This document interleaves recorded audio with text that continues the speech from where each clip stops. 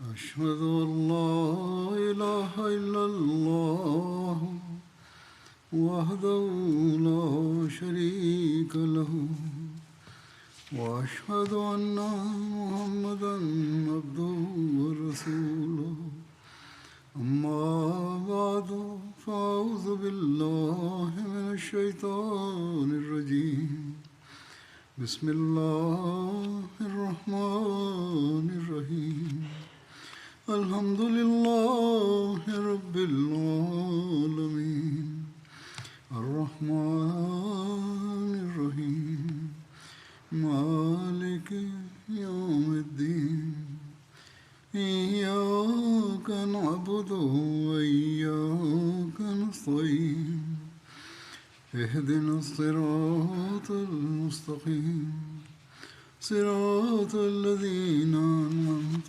عليهم غير المغضوب عليهم ولا الضالين. பனு குரைலா போரின் விவரம் எடுத்துரைக்கப்பட்டுக் கொண்டிருந்தது. அதன் மேல விவரம் இவ்வாறாகும். இதில் ஷஹீதான முஸ்லிம்கள் தொடர்பாக எழுதப்பட்டுள்ளதாவது: இந்த போரில் 2 முஸ்லிம்கள் ஷஹீதானார்கள், ஹல்லாத் பின் சுவைத் மற்றும் ஹஜ்ரத் முன்சிர் பின் முஹம்மத் ஆகியோர். மேலும் பனு குரைலாவின் கொல்லப்பட்ட யூதர்களின் எண்ணிக்கை தொடர்பாக கருத்து வேறுபாடு காணப்படுகின்றது. இப்னு இசாக் அவர்களின் எண்ணிக்கை 600 இருந்தது என எழுதியுள்ளார். இன்னொரு அறிவிப்பின் அடிப்படையில் அவர்களின் எண்ணிக்கை 700 இருந்தது. சுஹைலி கூறுகிறார்கள், அவர்களினுடைய எண்ணிக்கை 800 900 இருந்தது. இமாம் திர்மிசி மற்றும் இமாம் நசாயி ஆகியோர் 400 போர் வீரர்கள் என்று எழுதியுள்ளனர். இப்னு சஅத் அவர்களும் 600 700 என்று எடுத்துரைத்திருக்கின்றார்கள். ஹஜ்ரத் மிர்சா பஷீர் அஹ்மத் சாஹிப் அவர்கள் பல்வேறு வரலாறுகளின் ஆராய்ச்சிக்கு ஏற்ப அந்த நாள் சஅதின் தீர்ப்புக்கு ஏற்ப ஏறக்குறைய 400 பேர் கொல்லப்பட்டனர் என்று எழுதியுள்ளார்கள். மேலும் ஹஜ்ரத் நபிகள் நாயகம் ஸல்லல்லாஹு அலைஹி வஸல்லம் அவர்கள் சஹாபா பெருமக்களுக்கு கட்டளையிட்டு அந்த கொல்லப்பட்டவர்களை அடக்கம் செய்வதற்கான ஏற்பாட்டை செய்தார்கள். இஸ்லாத்தின் எதிரிகள் இந்த எண்ணிக்கையை மிகைப்படுத்தி எடுத்துரைத்து இஸ்லாத்தை அநீதியான மார்க்கம் என்று கூற முயற்சிக்கின்றார்கள். ஆனால் உண்மைகள் மற்றும் சான்றுகளை பார்த்தால் நம்பத்தகுந்த வரலாறுகளின் அடிப்படையில் 400 என்கின்ற எண்ணிக்கையும் அவர்கள் போர் வீரர்களாக இருந்தார்கள் என்பதாகும். எனவேதான் அவர்கள் ஒரு வீட்டில் அகழ் தோண்டப்பட்டு அதில் அடக்கம் செய்யப்பட்டார்கள். இந்த காலத்தில் ஒரு அஹ்மதி ஆய்வாளர் சையத் வகாஸ் சாஹிப் அவர்கள் தனது நூலில் ஹஜ்ரத் நபிகள் நாயகம் ஸல்லல்லாஹு அலைஹி வஸல்லம் இந்த காலத்தில் ஓர் அஹ்மதி ஸ்காலர் சையத் வகாஸ் சாஹிப் அவர்களும் இதை ஆராய்ச்சி செய்துள்ளார்கள், அழகிய முறையில் எழுதியுள்ளார்கள். அவர்கள் தனது நூலில் எழுதுகின்றார்கள், பனு குரைலாவின் கொல்லப்பட்டவர்களினுடைய எண்ணிக்கையின் பற்றிய கருத்துக்களை பார்த்தால் அதில் அவர்கள் சில கேள்விகளை எழுப்பியுள்ளார்கள். அவைகளில் சில கேள்விகள் ஓரளவிற்கு அறிவிற்கு பொருந்தவும் செய்கின்றது. முதலாவது, அவர்கள் ஒரு அடிப்படையான விஷயத்தை எடுத்துரைக்கின்றார்கள். அதாவது முக்கியமான ஒரு அம்சம் என்னவென்றால், ஹதீஸாக இருக்கட்டும் அல்லது வரலாறாக இருக்கட்டும், அவர்களின் வரலாறும் அவர்களின் அறிவிப்புகளும் பலகீனமானதும் புனையப்பட்டதாகவும் இருக்கும் அபாயத்திலிருந்து பாதுகாப்பானதாக இல்லை. எனவே கண்களை மூடிக்கொண்டு அனைத்து அறிவிப்புகளையும் ஏற்றுக்கொண்டே செல்வது என்பது அறிவுடைமை அல்ல. பிறகு கொல்லப்பட்ட ஆண்கள் 600 முதல் 900 வரை என்றால் அவர்களினுடைய மனைவி மற்றும் குழந்தைகளை கணக்கிட்டால், எச்சரிக்கையுடன் கணக்கிட்டாலும் 5-6 ஆயிரத்தை விட குறைவானதாக இருக்காது. அவர்கள் தொடர்பாக மதினாவில் அவர்கள் கயிறுகளால் கட்டப்பட்டு கொண்டு வரப்பட்டார்கள். 2 வீடுகளில் வைக்கப்பட்டிருந்தார்கள். அவர்களுக்கான உண்பதற்கான குடிப்பதற்கான ஏற்பாடுகள் எந்த வேளையில் செய்யப்பட்டதென்றால் முஸ்லிம்கள் தாமும் பசியுடன் இருந்து வந்த காலகட்டமாகும். பிறகு இந்த அளவு அதிக எண்ணிக்கையிலான மக்களை இயற்கை கடமைகளை நிறைவேற்றுவதற்காக அழைத்து செல்லுதல், வேறு தேவைகள் மற்றும் அவர்களில் எவரும் ஓடுவதற்கு முயற்சி செய்யாதிருத்தல், எந்த ஒரு கூச்சல் குழப்பமும் செய்யாதிருத்தல், பிறகு இரவு வேளையில் மதீனாவின் ஒரு வீதியில் அந்த 600 பேர் கொல்லப்படுவதற்காக குழி தோண்டுதல், அங்கு புதிய தோண்டப்பட்டு இருந்த அகழும் கூட இருந்தது.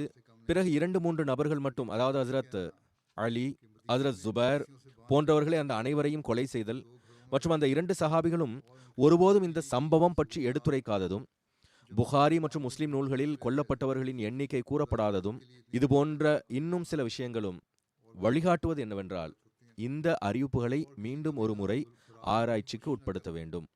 இந்த அறிவிப்புகளில் அதிகமாக மிகைப்படுத்துதல் கைக்கொள்ளப்பட்டிருக்கிறதா என்று பார்க்க வேண்டும் எழுதுகிறார்கள். ஹஜ்ரத் நபிகள் நாயகம் ஸல்லல்லாஹு அலைஹி வஸல்லம் மற்றும் முஸ்லிம்கள் மீது யூதர்களின் எதிர்ப்பை தூண்டுவதற்கு இந்த சம்பவங்களில் பிறகு வந்த மக்கள் மேலும் சாயங்களை பூசிவிட்டார்கள். அதற்கு அவர்கள் புகாரியில் பயன்படுத்தப்பட்டிருக்கக்கூடிய சொல் என்னவென்றால், ஹஜ்ரத் சஅத் அவர்கள் தீர்ப்பில் கூறினார்கள், அதாவது அவர்களின் போரிடக்கூடியவர்கள் கொல்லப்பட வேண்டும் என்று கூறினார்கள்.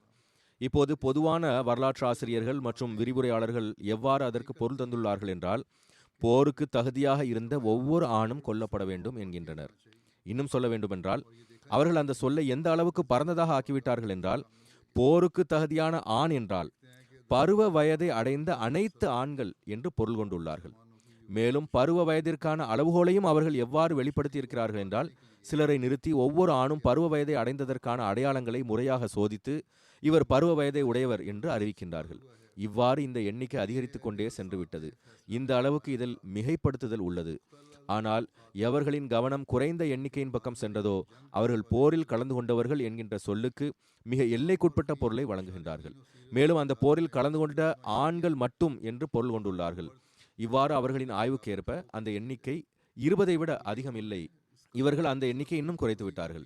இது எந்த அளவுக்கு அறிவுக்கு பொருந்துகிறது என்பது பார்க்க வேண்டியது. எவ்வாறு இருப்பினும் இது அவர்களின் ஆய்வு ஆகும். சில விஷயங்கள் நிச்சயமாக அறிவுக்கு பொருந்துவதாக இருக்கின்றன. அவைகளை அடிப்படையாக கொண்டு இன்னும் இதை ஆராய்ச்சி செய்யலாம்.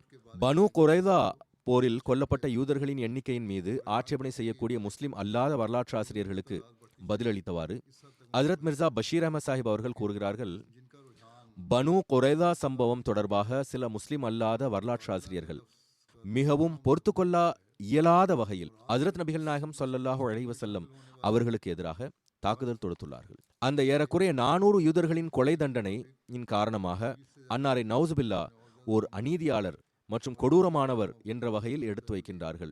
இந்த ஆட்சேபனையானது மார்க்க காழ்ப்புணர்ச்சியின் அடிப்படையில் செய்யப்பட்டுள்ளது. இதன் மூலமாக குறைந்தபட்சம் இஸ்லாம் மற்றும் இஸ்லாத்தினுடைய தோற்றுனர் தொடர்பாக பெரும்பாலான மேற்கத்திய வெளிச்சத்தில் பயிற்சி பெற்ற வரலாற்று ஆசிரியர்களும் பாதுகாப்பாக இல்லை. அதாவது முஸ்லிம்களும் கூட அவர்களின் தாக்கத்தின் கீழ் வந்துவிட்டார்கள். இந்த ஆட்சேபனைக்குரிய பதிலில் எழுதுகின்றார்கள், முதலாவது விஷயம், பனு குரைதா தொடர்பாக எந்த தீர்ப்பு அநீதியானது என்று கூறப்படுகிறதோ அது சஅத் பின் முஆஸ் அவர்களின் தீர்ப்பாகும். ஹஜ்ரத் நபிகள் நாயகம் ஸல்லல்லாஹு அலைஹி வஸல்லம் அவர்களின் தீர்ப்பாக அது ஒருபோதும் இல்லை. எனவே அது அன்னாரின் தீர்ப்பாக இல்லாதிருக்கும் போது அன்னாரின் மீது ஆட்சேபனையும் செய்ய இயலாது. இரண்டாவது விஷயம், இந்த தீர்ப்பானது அங்குள்ள அந்த சூழலின் அடிப்படையில் ஒருபோதும் தவறானதாகவும் அநீதியானதாகவும் இருக்கவில்லை. அந்த நிலைமைகள் முன்பு விரிவாக எடுத்துரைக்கப்பட்டுவிட்டன. எனவே தீர்ப்பு அநியாயமானதாக இருக்கவில்லை. மூன்றாவது விஷயம் என்னவென்றால், சஅத் அவர்கள் தீர்ப்பை அறிவிப்பதற்கு முன்பாக அன்னார் வாங்கிய உடன்படிக்கையின் அடிப்படையில் பெருமானார் ஸல்லல்லாஹு அலைஹி வஸல்லம் அவர்கள் என் நிலையிலும் அந்த தீர்ப்புக்கு ஏற்ப அமல் செய்வது கட்டாயமாக இருந்தது. நான்காவது விஷயம் என்னவென்றால், குற்றவாளிகள் தாங்களே இந்த தீர்ப்பை ஏற்றுக்கொண்டார்கள். மேலும் இதில் எந்த ஆட்சேபனையையும் அவர்கள் எழுப்பவில்லை.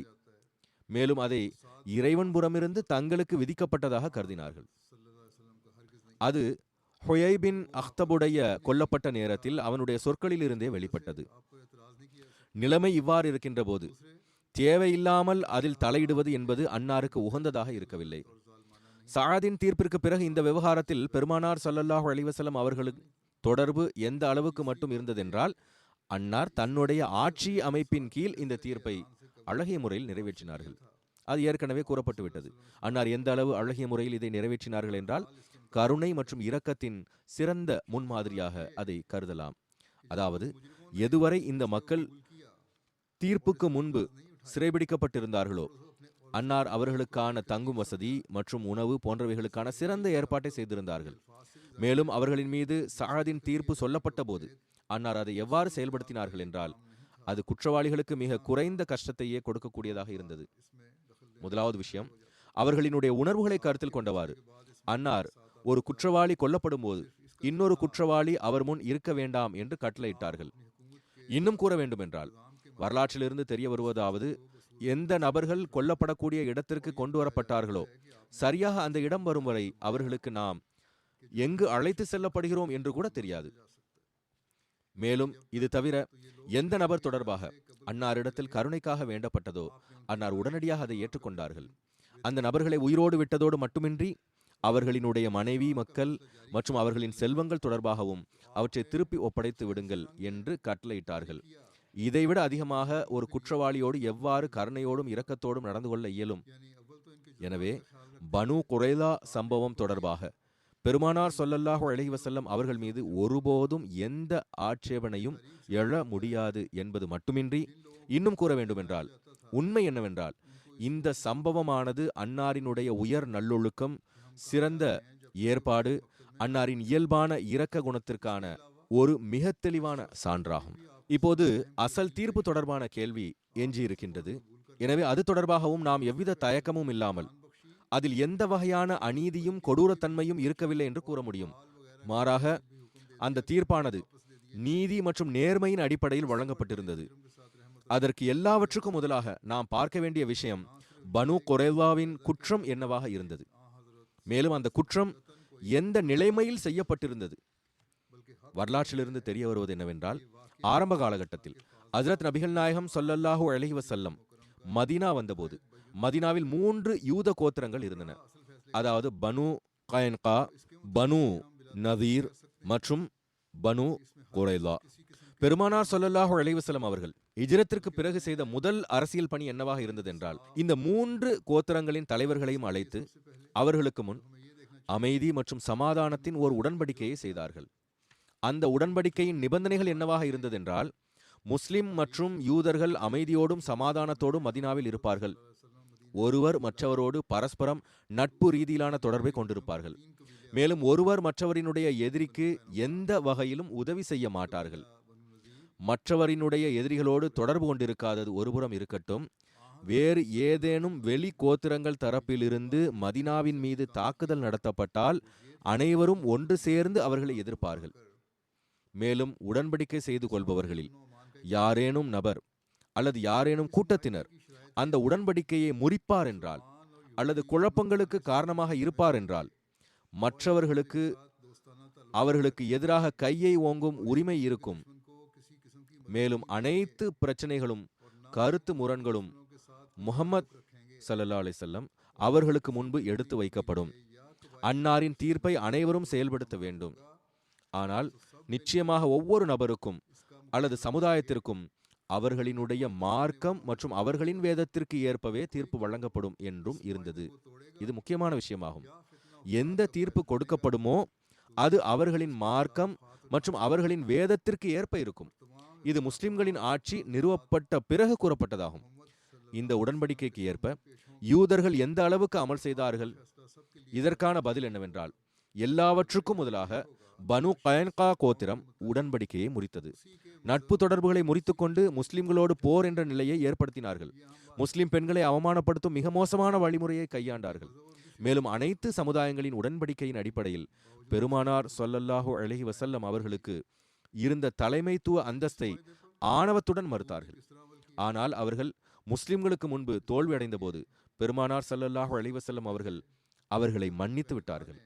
மேலும் நகரத்தில் சமாதானம் சீர்குலைந்து விடாமல் இருக்கவும், முஸ்லிம்கள் மறைவான இந்த எதிரிகளின் தீங்கிலிருந்து பாதுகாப்பாக இருப்பதற்கும், பனு கைன்காவை மதீனாவை விட்டு வெளியேறி வேறு ஏதேனும் இடத்தில் குடி அமர்ந்து கொள்ளட்டும் என்கின்ற ஓர் எச்சரிக்கையான நடவடிக்கையை மட்டுமே எடுத்தார்கள்.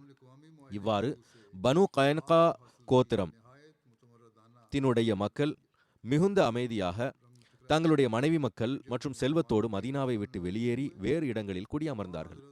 ஆனால் இந்த சம்பவத்திலிருந்து யூதர்களின் மீதமிருந்த 2 கோத்திரத்தினர் படிப்பினை பெறவில்லை. மாறாக அன்னாரின் கருணையானது அவர்களை இன்னும் தகாத துணிச்சலுக்கு உள்ளாக்கியது. இன்னும் அதிக காலம் கூட ஆகவில்லை, யூதர்களின் 2வது கோத்திரம் பனு நவீரும் தலை தூக்கத் தொடங்கிவிட்டனர். எல்லாவற்றிற்கும் முதலாக அந்த கோத்திரத்தின் ஒரு தலைவன் கஅப் பின் அஷ்ரஃப் உடன்படிக்கையை முறித்து குறைஷியர்கள் மற்றும் அரபு நாட்டின் பிற கோத்திரங்களோடு சேர்ந்து முஸ்லிம்களுக்கு எதிராக சூழ்ச்சி செய்ய துவங்கினான். அரபு நாட்டின் அந்த கொடூர மிருகங்களை பெருமானார் ஸல்லல்லாஹு அலைஹி வஸல்லம் மற்றும் அன்னாரின் சஹாபாவிற்கு எதிராக மிகவும் அபாயகரமான முறையில் தூண்டினான். மேலும் முஸ்லிம்களுக்கு எதிராக எப்படிப்பட்ட கோபமூட்டக்கூடிய வகையிலான கவிதைகளை கூறினான் என்றால், அதனால் நாட்டில் முஸ்லிம்களுக்கு மிகவும் அபாயகரமான ஓர் சூழல் உருவாகிவிட்டது. பிறகு அந்த துரதிர்ஷ்டமானவன் கண்ணியத்திற்குரிய முஸ்லிம் பெண்களின் பெயரை கூறி கூறி தன்னுடைய கவிதைகளில் அவர்களின் மீது சேற்றை வாரி இறைத்தான். இறுதியில் பெருமானார் ஸல்லல்லாஹு அலைஹி வஸல்லம் அவர்களை கொல்லவும் சதித்திட்டம் தீட்டினான். மேலும் பெருமானார் ஸல்லல்லாஹு அலைஹி வஸல்லம் அவர்களுடைய கட்டளையினால் இவன் தன்னுடைய முடிவை எட்டிய போது அவனுடைய கோத்திரம் அனைவரும் ஒரு சேர முஸ்லிம்களுக்கு எதிராக எழுந்தது.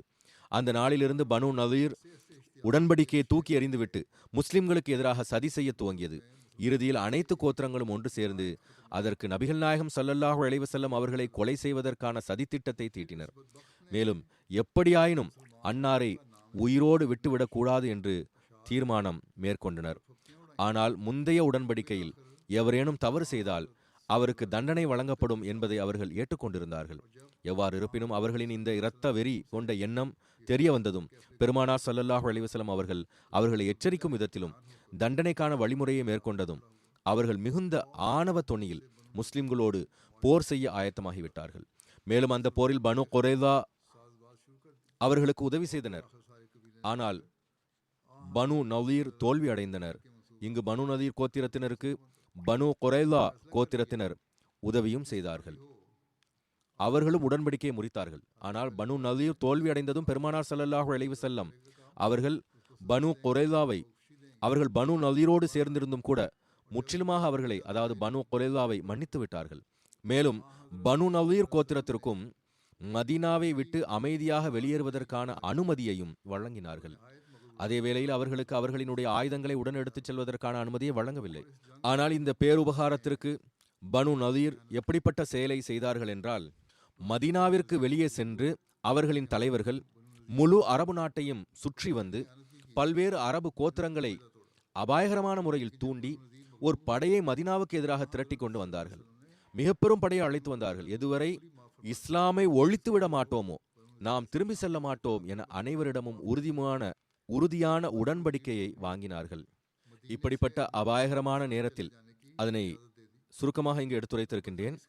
யூதர்களின் மூன்றாவது கோத்திரமான பனு குறைதா என்ன செய்தார்கள்? இந்த கோத்திரமானது பனு நதீர் போரின் சந்தர்ப்பத்தில் அவர்கள் துரோகம் செய்திருந்தும் கூட அவர்களினுடைய துரோகத்தை மன்னித்து பெருமானார் ஸல்லல்லாஹு அலைஹி வஸல்லம் அவர்களோடு பேருபகாரத்தோடு நடந்து கொண்டார்கள். பெருமானார் ஸல்லல்லாஹு அலைஹி வஸல்லம் அவர்களோடு பேருபகாரம் செய்திருந்தார்கள். இன்னொரு பெரிய பேருபகாரம் என்னவென்றால், பெருமானார் ஸல்லல்லாஹு அலைஹி வஸல்லம் அவர்கள் ஹிஜ்ரத் செய்து வருவதற்கு முன்பு அவர்கள் பனு நதீர் கோத்திரத்தை விட அந்தஸ்திலும் உரிமையிலும் குறைவானவர்களாக கருதப்பட்டு வந்தார்கள். இந்த இரண்டு கோத்திரங்களுக்கு நடுவிலும், அதாவது பனு நதீர் மற்றும் பனு குறைதா, இவர்கள் இருவருக்கும் இடையில் அந்தஸ்தில் வேறுபாடு இருந்தது. பனு குறைதாவானது பனு நதீரை விட குறைவானதாக கருதப்பட்டு வந்தது. அதாவது பனு நதீரின் ஏதாவது ஒரு நபர் பனு குறைதாவின் நபரின் மூலமாக கொல்லப்பட்டால் கொலையாளி அதற்கு பதிலாக கொல்லப்பட்டு வந்தார். இது அவர்களின் சட்டமாக இருந்தது. ஆனால் பனு குறைதாவை சார்ந்த ஏதேனும் நபர் பனு நதீரின் நபரின் மூலமாக கொல்லப்பட்டிருந்தால் அதற்கு ஈட்டுத்தொகை மற்றும் செலுத்தினால் போதுமானதாக கருதப்பட்டு வந்தது. அவரிடமிருந்து ஏதேனும் தொகையை வாங்கிவிட்டு அவரை விட்டு விடுவர். ஆனால் ஹஸ்ரத் நபிகள் நாயகம் ஸல்லல்லாஹு அலைஹி வஸல்லம் அவர்கள் பனு குறைதா கோத்திரத்தினருக்கு மற்ற நகர வாசிகளைப் போன்று சமமான உரிமைகளை வழங்கினார்கள். ஆனால் இந்த மகத்தான பேருபகாரங்கள் அவர்கள் மீது செய்யப்பட்டும் பனு குறைதா கோத்திரத்தினர் மீண்டும் மீண்டும் துரோகம் செய்தனர். மேலும் எப்படிப்பட்ட இக்கட்டான நேரத்தில் அவ்வாறு செய்தார்கள் என்றால், முஸ்லிம்களுக்கு அதைவிட மோசமான இக்கட்டான நேரம் வேறு எதுவும் வந்ததில்லை.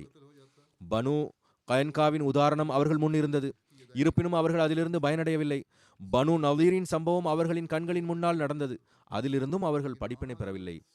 அப்படி என்றால் என்ன செய்தார்கள் என்றால், தங்களது உடன்படிக்கைகளை மூளையில் தூக்கி வைத்துவிட்டு ஹஜ்ரத் நபிகள் நாயகம் ஸல்லல்லாஹு அலைஹி வஸல்லம் அவர்கள் காட்டிய பேருபகாரத்திற்கு நன்றி மறந்து 3000 முஸ்லிம்கள் எவ்வித பொருட்களும் இல்லாமல் இயலாத நிலைமையில் 10,000 கொடூரமான படை வீரர்களை கொண்ட நிராகரிப்பாளர்களின் படை சூழ்ந்திருந்து தங்களது இயலாமையை கண்டு உள்ளம் பதபதைத்து வந்த நேரத்தில், அதாவது அஹஸாப் போரின் வேளையில் மரணம் அவர்களுக்கு முன்னால் இருந்தது. அப்படிப்பட்ட வேளையில் இவர்கள் தங்களுடைய கோட்டைகளை விட்டு வெளியேறினார்கள். முஸ்லிம் பெண்கள் மற்றும் குழந்தைகளின் மீது பின்னால் இருந்து தாக்குதல் தொடுத்தார்கள். முஸ்லிம்களுடன் இருந்த ஒற்றுமையை விட்டு விலகி இரத்த வெறி கொண்ட அவர்களோடு இணைந்து கொண்டார்கள். அவர்களின் அடிப்படை நோக்கம் இஸ்லாம் மற்றும் இஸ்லாத்தின் தோற்றுநரை அழிப்பதாகவே இருந்தது. ஆனால் அந்த இஸ்லாத்தினுடைய தோற்றுனர் மதீனா வந்த பிறகு செய்த முதல் பணி என்னவாக இருந்தது என்றால், அவர் யூதர்களை தன்னுடைய நண்பனாக ஆக்கி உடன்படிக்கை செய்து கொண்டார்கள். இது சிந்திக்கத்தக்க விஷயமாகும். அதற்கு ஹஜ்ரத் நபிகள் நாயகம் ஸல்லல்லாஹு அலைஹி வஸல்லம் அவர்கள் மதீனா வந்ததும் யூதர்களை தன்னுடைய நண்பர்களாகவும் ஆக்கினார்கள், உடன்படிக்கையும் செய்து கொண்டார்கள். யூதர்களின் முதல் பணி என்னவாக இருந்ததென்றால், அவர்கள் நட்பு என்ற அந்த உடன்படிக்கையை ஏற்றுக்கொண்டார்கள். தங்களுடைய குடியரசின் தலைவராகவும் அன்னாரை ஏற்றுக்கொண்டார்கள்.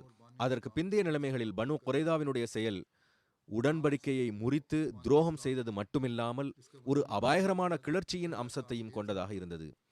கிளர்ச்சியும் எப்படிப்பட்டதாக இருந்ததென்றால், அவர்களின் திட்டங்கள் வெற்றி பெற்றிருந்தால் முஸ்லிம்களின் உயிர்கள் மற்றும் அவர்களின் கண்ணியம், அவர்களின் மார்க்கம் அனைத்தும் முடிவுக்கு வந்திருக்கும். ஆக பனு குறைதா ஏதேனும் ஒரு குற்றத்தை மட்டும் செய்திருக்கவில்லை. மாறாக அவர்கள் விசுவாசத்திற்கு எதிராக செயல்பட்டார்கள், நன்றிகேடு காட்டினார்கள், உடன்படிக்கை முறித்தல், துரோகம் போன்ற குற்றங்களையும் இழைத்திருந்தார்கள். கிளர்ச்சி செய்தல் மற்றும் கொலை நடவடிக்கைகளையும் மேற்கொண்டிருந்தார்கள். மேலும் இந்த குற்றங்கள் எப்படிப்பட்ட நேரத்தில் செய்தார்கள் என்றால், ஒரு குற்றத்தை அபாயத்திலும் அபாயகரமான நிலைமைக்கு எடுத்துச் செல்லக்கூடும். அப்படி இருக்கின்ற போது உலகத்தின் எந்த காழ்ப்புணர்ச்சியிலிருந்து தூய்மையாக உள்ள நீதிமன்றமும் அவர்களின் வழக்கில் அவர்களை விடுதலை செய்வதற்கான எந்த ஒரு முகாந்திரத்தையும் பெற்றிருக்காது. இது போன்ற நிலைமைகளில் மன்னிக்கப்படுவதற்கான எந்த முகாந்திரமும் இல்லை. இப்படிப்பட்ட நிலைமையில் அவர்களுக்கு வழங்கப்பட்ட தண்டனையை தவிர வேறு என்ன தண்டனை கொடுத்திருக்க முடியும்? வெளிப்படையான விஷயம் என்னவென்றால் 3 தண்டனைகளை கொடுத்திருக்க முடியும். முதலாவது, மதினாவிலேயே சிறைபிடித்து இருக்க முடியும், அல்லது பனு கைன்கா மற்றும் பனு நவீருடைய விவகாரத்தில் நடந்ததை போன்று நாடு கடத்தி இருக்க வேண்டும். மூன்றாவது, போரில் கலந்து கொண்டவர்களை கொலை செய்து மீதமுள்ளவர்களை சிறைபிடித்திருத்தல். இப்போது நீதியோடு சிந்தியுங்கள். அந்த காலத்தின் நிலைமைகளுக்கு ஏற்ப முஸ்லிம்கள் எந்த வழிமுறையை பின்பற்றி இருக்க வேண்டும்? ஓர் எதிரி சமுதாயத்தை தன்னுடைய நகரத்தில் சிறைபிடித்து வைப்பது அந்த காலத்தின் அடிப்படையில் முற்றிலும் கேள்விக்கு அப்பாற்பட்டதாக இருந்தது. ஏனென்றால் கைதிகளின் தங்குமிடம், உணவிற்கான ஏற்பாடு செய்யும் பொறுப்பு முஸ்லிம்களின் மீது இருந்தது. இதை சுமப்பதற்கு அவர்களிடத்தில் ஒருபோதும் ஆற்றல் இருக்கவில்லை. இரண்டாவது, அந்த காலத்தில் சிறைச்சாலைகள் போன்றவைகளும் இருக்கவில்லை. கைதிகள் தொடர்பாக இருந்த நடைமுறை என்னவென்றால், அவர்கள் வெற்றி பெற்ற சமுதாயத்தின் மக்களிடையே பங்கிட்டு கொடுக்கப்பட்டார்கள். அங்கு அவர்கள் பொதுவாக சுதந்திரமாக இருந்து வந்தார்கள். இது போன்ற சூழ்நிலைகளில் மிக மோசமான சதி திட்டங்களை தீட்டிய கூட்டத்தினர் மதினாவில் இருப்பது தன்னகத்தே மிக பெரும் அபாயங்களை கொண்டதாக இருந்தது. ஒருவேளை பனு குறைதாவிற்கு இந்த தீர்ப்பு கொடுக்கப்பட்டிருந்தால் நிச்சயமாக அதன் பொருள் என்னவென்றால், குழப்பம் விளைவிக்கக்கூடிய, தீங்கு செய்யக்கூடிய, மறைமுக சதி செய்பவர்களுக்கு முன்பு என்ன சுதந்திரம் இருந்து வந்ததோ அதே சுதந்திரம் கிடைத்திருக்கும். அதே வேளையில் அவர்களின் செலவினங்களின் பொறுப்பு முஸ்லிம்களின் மீது விழுந்திருக்கும். அதாவது முதலில் அவர்கள் தங்களுடைய செலவில் சாப்பிட்டு வந்தார்கள், முஸ்லிம்களின் கழுத்தை அறுத்து வந்தார்கள் என்றால், எதிர்காலத்தில் அவர்கள் முற்றிலும் சுதந்திரமாக விடப்பட்டால், நகரத்தில் இருப்பார்கள் என்றால், அதாவது கைதியாக ஆக்கி வைத்திருந்தால், முஸ்லிம்களினுடைய செல்வத்திலிருந்து உணவு உண்டிருப்பார்கள். ஆனால் முஸ்லிம்களிடத்தில் அவர்கள் உணவு உண்பதற்கும் பணம் இருக்கவில்லை. பிறகு முஸ்லிம்களின் கழுத்தையே அறுத்தும் இருப்பார்கள். நிச்சயமாக சூழ்ச்சிகள் செய்தும் இருப்பார்கள். பிறகு முஸ்லிம்களின் வீடுகளில் அவர்களோடு கலந்து இருப்பதன் காரணமாக வேறு பல அபாயங்களும் ஏற்பட்டிருக்க கூடும். ஹஜ்ரத் மிர்சா பஷீர் அஹமத் சாஹிப் எழுதுகிறார்கள், இது போன்ற நிலைமைகளில் எந்த ஒரு அறிவுடைய மனிதரும் பனு குறைதாவை அங்கேயே பிடித்து வைக்கும் தண்டனையை வழங்க வேண்டும் என்ற கருத்து உடையவராக இருப்பார் என்று நான் நம்பவில்லை. இப்போது எஞ்சியிருக்கக்கூடிய இரண்டாவது தண்டனை, நாடு கடத்துதல். நிச்சயமாக அந்த காலத்தின் அடிப்படையில் எதிரிகளின் தீங்கிலிருந்து பாதுகாப்பாக இருப்பதற்கு இது ஒரு அழகிய வழிமுறையாக கருதப்பட்டு வந்தது. ஆனால் பனு நவீர் கோத்திரத்தின் நாடு கடத்துதல் அனுபவம் உணர்த்தியது என்னவென்றால், யூதர்கள் தொடர்பாக இந்த வழிமுறை எந்த சூழ்நிலையிலும் முந்தைய வழிமுறையை விட குறைந்த ஆபத்துடையதாக இருக்கவில்லை.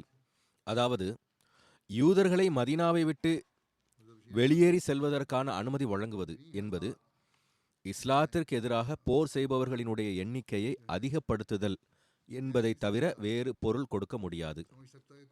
மாறாக இஸ்லாத்தின் எதிரிகளின் வரிசையில் எப்படிப்பட்ட மக்கள் போய் இணைந்து கொள்வார்கள் என்றால், அவர்கள் தங்களுடைய அபாயகரமான தூண்டுதல் மற்றும் வெறுப்பு பிரச்சாரம், மறைவான சதி திட்டங்கள் தீட்டும் நடவடிக்கைகளின் காரணமாக எல்லா இஸ்லாத்திற்கு எதிரான அமைப்புகளுக்கும் தலைவராக வேண்டும் என்பதற்காக நிம்மதி இழந்து இருந்தார்கள். யூதர்களின் அனைத்து கோத்திரங்களிலும் பனு குறைதா தனது எதிர்ப்பில் மிக அதிகமாக முன்னேறியிருந்தது என்பது வரலாற்றிலிருந்து நிரூபணமாகிறது.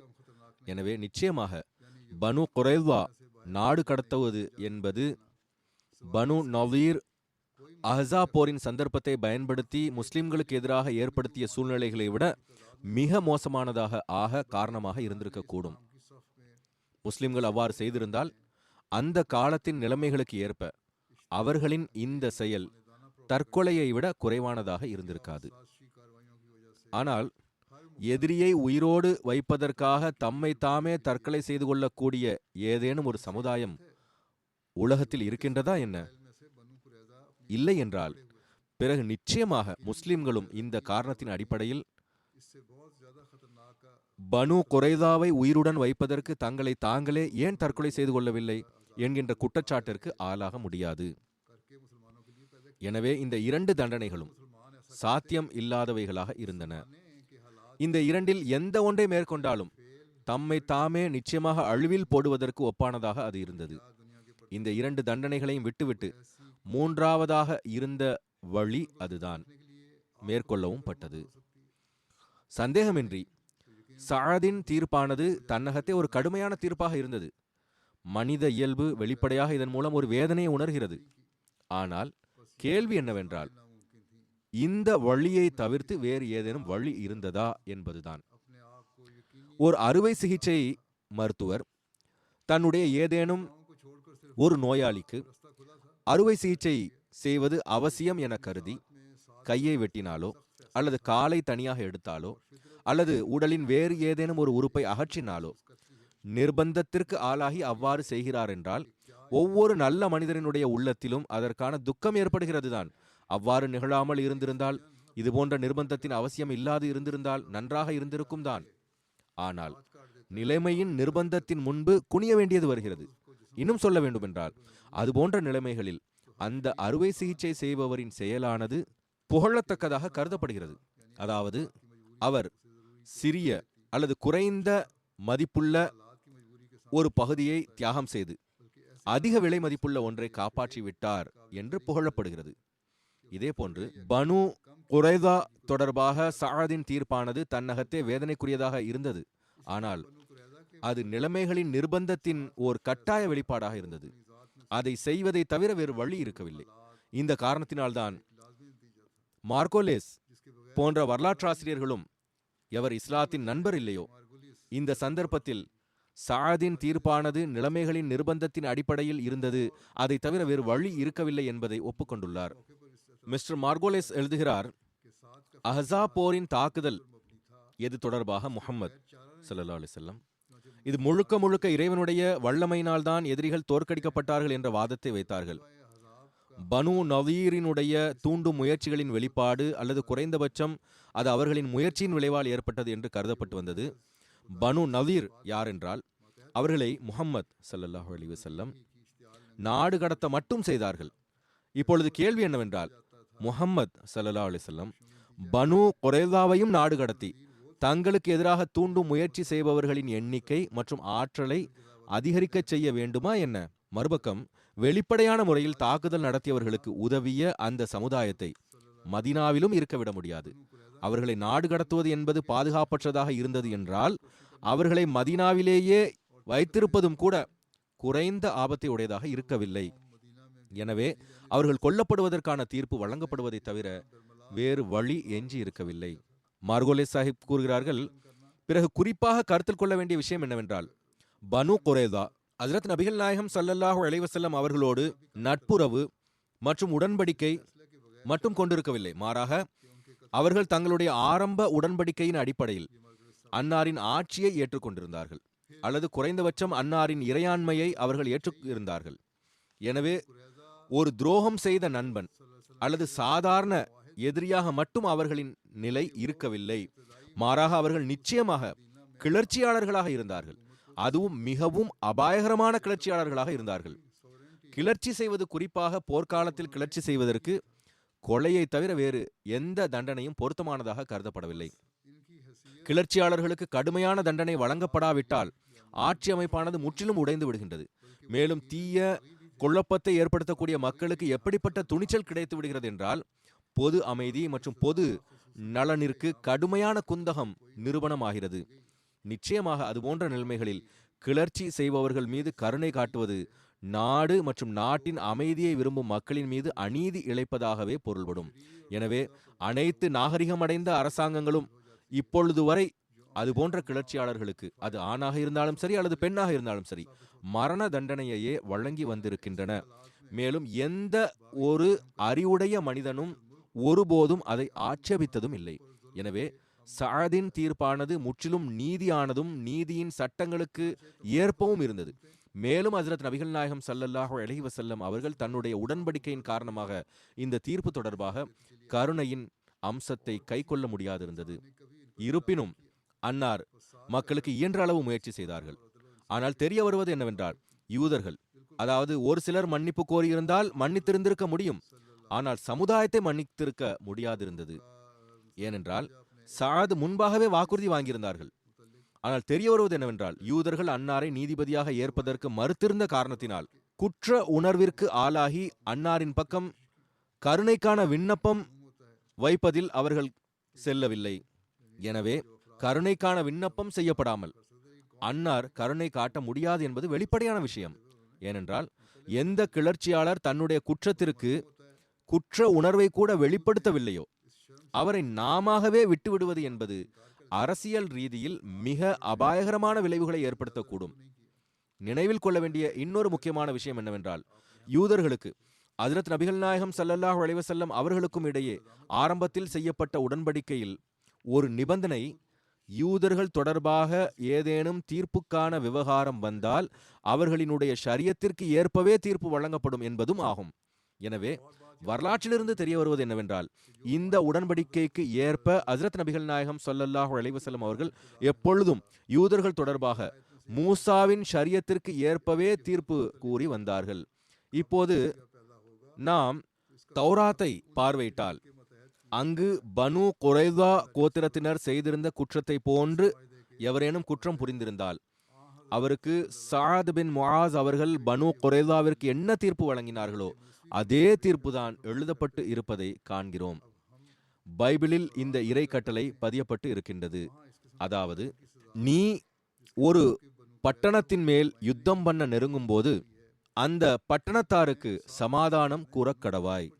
அவர்கள் உனக்கு சமாதானமான உத்தரவு கொடுத்து வாசலை திறந்தால் அதிலுள்ள ஜனங்கள் எல்லாரும் உனக்கு பகுதி கட்டுகிறவர்களாகி உனக்கு ஊழியஞ் செய்ய கடவர்கள். அவர்கள் உன்னோடே சமாதானப்படாமல் உன்னோடே யுத்தம் பண்ணுவார்களானால் நீ அதை முற்றுகை போட்டு உன் தேவனாகிய கர்த்தர் அதை உன் கையில் ஒப்புக் கொடுக்கும் போது அதிலுள்ள புருஷர்கள் எல்லாரையும் பட்டய கருக்கினால் வெட்டி ஸ்திரீகளையும் குழந்தைகளையும் மிருக ஜீவன்களையும் மாத்திரம் உயிரோடு வைத்து பட்டணத்திலுள்ள எல்லாவற்றையும் கொள்ளையிட்டு உன் தேவனாகிய கர்த்தர் உனக்கு ஒப்புக் கொடுத்த உன் சத்துருக்களின் கொள்ளை பொருளை அனுபவிப்பாயாக. உபாகமம் அதிகாரம் 20 வசனங்கள் 10 முதல் 14 வந்துள்ளது. யூத ஷரியத்தின் இந்த கட்டளையானது எப்போதுமே அமல் செய்யப்படாமல் காகிதத்தில் மட்டுமே இருக்கவில்லை. மாறாக பனு இஸ்ராயில் எப்பொழுதும் இதற்கேற்ப செயல்பட்டு வந்தார்கள். யூதர்கள் எப்போதும் இந்த அடிப்படையான கட்டளைக்கு ஏற்பவே தீர்ப்பு பெற்று வந்தார்கள். உதாரணத்திற்கு என்னாகமம் 31வது அதிகாரத்தின் 7 முதல் 12 வரை உள்ள வசனங்களில் வருகிறது, கர்த்தர் மோசேக்குக்கு கட்டளையிட்டபடியே அவர்கள் மீதியானியருடன் யுத்தம் பண்ணி புருஷர்கள் யாவரையும் கொன்று போட்டார்கள். அவர்களை கொன்று போட்டது மட்டுமின்றி மீதியானியரின் 5 ராஜாக்களாகிய ஏவி, ரேகேம், சூர், ஊர், ரேபா என்பவர்களையும் கொன்று போட்டார்கள். பேயோரின் குமாரனாகிய பிலேயாமையும் பட்டயத்தினாலே கொன்று போட்டார்கள். அன்றியும் இஸ்ரவேல் புத்திரர் மீதியானியரின் ஸ்திரீகளையும் குழந்தைகளையும் சிறைபிடித்து அவர்களுடைய மிருக ஜீவன்களாகிய ஆடு மாடுகள் யாவையும் மற்ற ஆஸ்திகள் யாவையும் கொள்ளையிட்டு அவர்கள் குடியிருந்த ஊர்கள் கோட்டைகள் யாவையும் அக்கினியால் சுட்டரித்து தாங்கள் கொள்ளையிட்ட பொருளையும் தாங்கள் பிடித்த நர ஜீவன் மிருக ஜீவன் அனைத்தையும் சேர்த்து சிறைபிடிக்கப்பட்ட மனிதரையும் மிருகங்களையும் கொள்ளையிட்ட பொருள்களையும் எரிகோவின் அருகேயுள்ள யோர்தானுக்கு இக்கரையில் மோவாபின் சமமான வெளிகளிலுள்ள பாளையத்திலிருந்த மோசேயினிடத்துக்கும் ஆசாரியனாகிய எலெயேசரானிடத்துக்கும் இஸ்ரவேல் புத்திரராகிய சபையோரிடத்துக்கும் கொண்டு வந்தார்கள். ஆக எவ்வாறு இருப்பினும் ஹஜ்ரத் ஈசா அவர்களும் பனி இஸ்ராயலை சார்ந்தவர்களாகவே இருந்தார்கள். அவர்களுக்கு இது போன்ற நடைமுறைகளை வெளிப்படுத்துவதற்கு தங்களுடைய வாழ்க்கையில் ஆட்சி அதிகாரம் கிடைக்கவில்லை, மேலும் அவர்களுக்கு போருக்கான சூழலும் அமையவில்லை. ஆனால் அவர்களின் சில வாக்கியங்களை கொண்டு தீயவர்கள் மற்றும் தீய அகம் கொண்ட எதிரிகள் தொடர்பாக அவர்களினுடைய கருத்து என்னவாக இருந்தது என்பதை அனுமானிக்க முடியும். ஹஜ்ரத் ஈசா அலைஹிஸ்ஸலாம் தன்னுடைய எதிரிகளை நோக்கி கூறுகிறார்கள், பாம்புகளே, பாம்புகளின் குழந்தைகளே, நீங்கள் நரகத்தின் தண்டனையிலிருந்து எவ்வாறு தப்பிப்பீர்கள்? அதாவது மக்களே, நீங்கள் விஷ பாம்புகளாகி அழிக்கப்படுவதற்கு தகுதியுடையவர்களாக ஆகிவிட்டீர்கள். ஆனால் உங்களுக்கு தண்டனை அளிக்கக்கூடிய ஆற்றல் எனக்கு இல்லை. ஆனால் நீங்கள் இறைவனுக்கு அஞ்சுங்கள். மேலும் நரக தண்டனையை கருத்தில் கொண்டு உங்களுடைய தீய நடத்தைகள் மற்றும் தீமைகளிலிருந்து விலகிவிடுங்கள் என்று கூறினார்கள். அநேகமாக இந்த காரணத்தினால்தான் மசீஹை பின்பற்றக்கூடியவர்களுக்கு உலகில் அதிகாரம் கிடைத்த போது அவர்கள் ஹஜ்ரத் மசீஹினுடைய இந்த போதனைக்கு ஏற்ப தீயவர்கள், தீய நடத்தையுடைய எதிரிகள், பாம்புகள் மற்றும் தேள்களை போன்று அழிக்க தகுதியானவர்கள் என எவர்களை அவர்கள் கருதினார்களோ, தங்களுடைய நோக்கங்களின் எவர்களை தடையை ஏற்படுத்துபவர்களாக கண்டார்களோ அவர்களை அழிக்க தயங்கவில்லை. இது நமக்கு தென்பட்டு கொண்டிருக்கிறது. எனவே மசீஹின் சமுதாயத்தின் வரலாறு இதுபோன்ற உதாரணங்களால் நிரம்பி கிடக்கின்றது. சுருக்கமாக, சாதின் தீர்ப்பானது தன்னகத்தே கடுமையானதாக கருதப்பட்டாலும் அது ஒருபோதும் நீதி மற்றும் நேர்மைக்கு எதிரானதாக இருக்கவில்லை. நிச்சயமாக யூதர்களின் குற்றத்தின் அளவை பொறுத்த வகையிலும் அதேபோல் முஸ்லிம்களினுடைய பாதுகாப்பிற்கான கேள்வி, இந்த இரண்டு விஷயங்களும் இந்த தீர்ப்பு கொடுப்பதையே எதிர்பார்த்தது.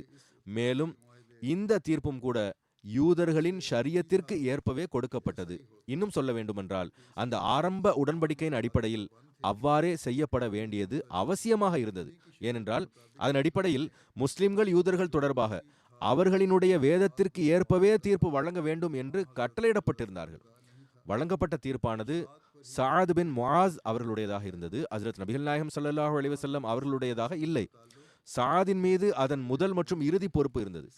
ஹஜ்ரத் நபிகள் நாயகம் ஸல்லல்லாஹு அலைஹி வஸல்லம் அவர்களுக்கு இதனுடனான தொடர்பு என்பது ஆட்சியினுடைய தலைவர் என்கின்ற அடிப்படையில் மட்டுமே இருந்தது. அன்னார் இந்த தீர்ப்பை தன்னுடைய ஆட்சியின் அமைப்பின் கீழ் நடைமுறைப்படுத்த வேண்டியிருந்தது. மேலும் அன்னார் எப்படிப்பட்ட முறையில் அதை நடைமுறைப்படுத்தினார்கள் என்பது முன்பாகவே எடுத்து கூறப்பட்டு விட்டது. இன்றைய காலத்தினுடைய நாகரிகத்திலும் நாகரிகமடைந்த, கருணை உள்ளத்திலும் கருணை உள்ளம் கொண்ட அரசாங்கத்திற்கும் கூட அது ஒரு சிறந்த முன்மாதிரியாக கருதப்பட இயலும். ஆக இதுவே இன்றைய காலத்தினுடைய மற்றும் இஸ்லாத்தின் மீது ஆட்சேபனை செய்பவர்களுக்கான பதிலாகும். அந்த ஆட்சேபனை செய்பவர்கள் காரணமாக சில நம்முடைய மக்களும் கூட தாக்கத்திற்குள்ளாகின்றார்கள். இளைஞர்களிடத்தில் கேள்விகள் எழுகின்றன. அதாவது பனு குறைதா கோத்திரத்தினர் ஏன் கொல்லப்பட்டார்கள் என்பதை சாக்காக வைத்து இப்பொழுது சில கேள்வி எழுப்பக்கூடியவர்கள் தற்போது பாலஸ்தீனத்திற்கு எதிரான நடவடிக்கைகளும் சரியானது என்று கூற துவங்கிவிட்டார்கள். அன்றைய காலத்தினுடைய நிலைமையோடு ஒப்பிடவே முடியாது. இன்றைய நாட்களில் பழிவாங்கப்படுகின்றது. பிறகு பெண்கள் மற்றும் குழந்தைகள் கொல்லப்படுகின்றார்கள். எவ்வாறு இருப்பினும் அனைத்திற்கும் காரணம் முஸ்லிம்களே ஆவார்கள். இவர்கள் தங்களுடைய சுய நலன்களுக்காக இஸ்லாத்தின் கண்ணியத்தை முடிவுக்கு கொண்டு வந்து விட்டார்கள். அல்லாஹ் இவர்களுக்கும் அறிவை வழங்குவானாக.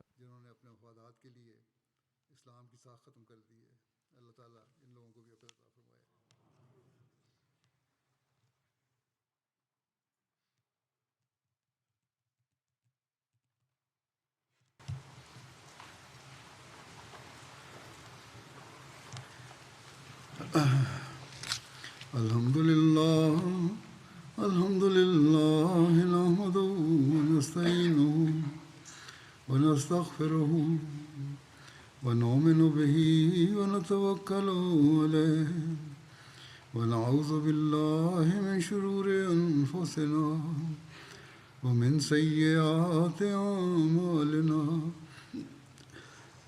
Man yahdihillahu fala mudilla lahu ومن يضلل فلا هادي له ونشهد أن لا إله إلا الله ونشهد أن محمدا عبده ورسوله. عباد الله رحمكم الله إن الله يأمر بالعدل والإحسان وإيتاء ذي القربى وينهى عن الفحشاء والمنكر والبغي يعظكم لعلكم تذكرون. اذكروا الله يذكركم وادعوه يستجب لكم ولذكر الله أكبر.